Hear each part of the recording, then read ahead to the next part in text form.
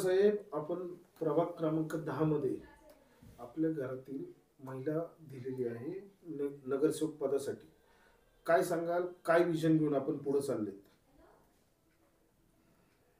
प्रथमतः मी आपल्या जनता न्यूजचं आभारी आहे.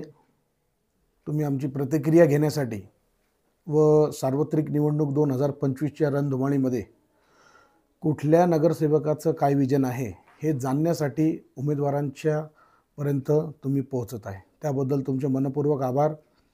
आणि त्यानंतर माझे पक्ष राष्ट्रवादी काँग्रेस पक्ष, सर्व ज्येष्ठ पदाधिकारी, विशेष तालुक्याचे कार्यसम्राट माजी आमदार अतुलदादा बेनके साहेब यांचा व सर्व पक्षश्रेष्ठींचा, सर्व पक्षाच्या कार्यकर्त्यांचा, पदाधिकाऱ्यांचा, पूर्ण पक्षाचा मी मनपूर्वक आभार मानतो का माझ्यासारख्या सर्वसामान्य कार्यकर्त्यावर एक एवढा मोठा विश्वास दाखवून त्यांनी हा एवढ्या मोठ्या पक्षाचा तिकीट मला दिला, माझ्यावर विश्वास दाखवला. नक्कीच या विश्वासाचे सोनं केल्याशिवाय मी राहणार नाही, हे नक्कीच आपल्या माध्यमातून मी माझ्या पक्षाला एक आश्वासन देतो. काय विजन घेऊन आपण जनतेसमोर जाणार, की का तुम्हाला मतदान केलं पाहिजे? नक्कीच चांगला प्रश्न विचारला आपण मला. हा विजन तर खूप आहेत आणि या नगरसेवक पदासाठी मी निवडणूक लढवत आहे. माझी मंडळी, माझी मिसेस जी निवडणूक लढवित आहे, त्या संदर्भात मी सांगायचं ठरलं तर अनेक वर्षापासून मी समाजात आहे, समाजात काम करतोय, अनेक विजनवरती मी काम केलं आहे आणि ते काम मी पूर्णत्व केलेलं आहे. आणि खूप सारी अशी गावातील काम आहे, प्रभागातीलच नाही. आता सर्वप्रथम मी सांगतो तुम्हाला का पंचुंबा पेठ येथे समजा आपण बघितलं तर खूप वर्षापासून ड्रेनेज लाईनचं जे काम संदर्भात त्यांची तक्रार होती.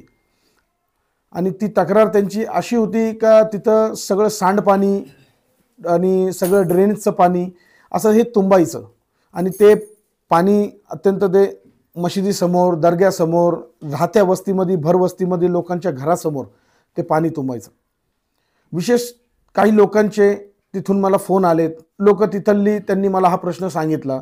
त्या संदर्भात मी त्यांना विचारलं का बाबा काय हा नेमका प्रश्न काय आहे, काय विशेष आहे. तर त्यांनी मला सांगितलं की बा असा प्रश्न आहे. तर मी त्यांना सांगितलं ठीक आहे, हा काम मी तुमचा मार्गी लावून नक्कीच दिन प्रयत्न करणार आहे.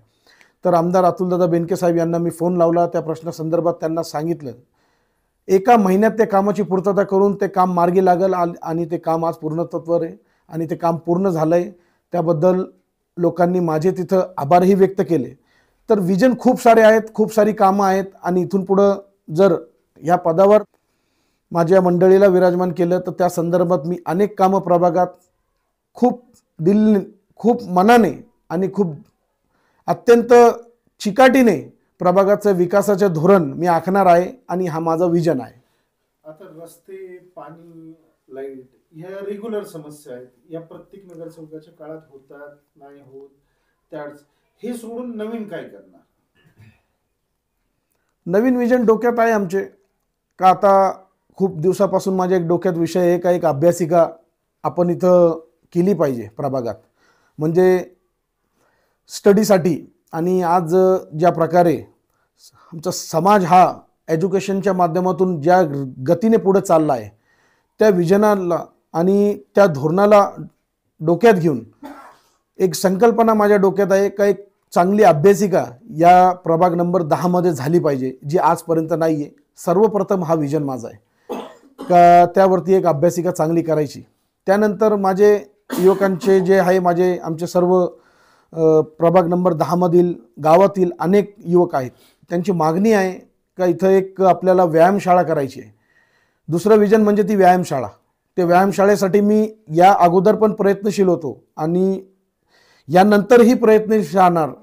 आणि नक्कीच ती व्यायामशाळिका आणि अभ्यासिका हे डोक्यातली सर्वात मोठी संकल्पना आहे आणि हे मी करणार म्हणजे करणारच.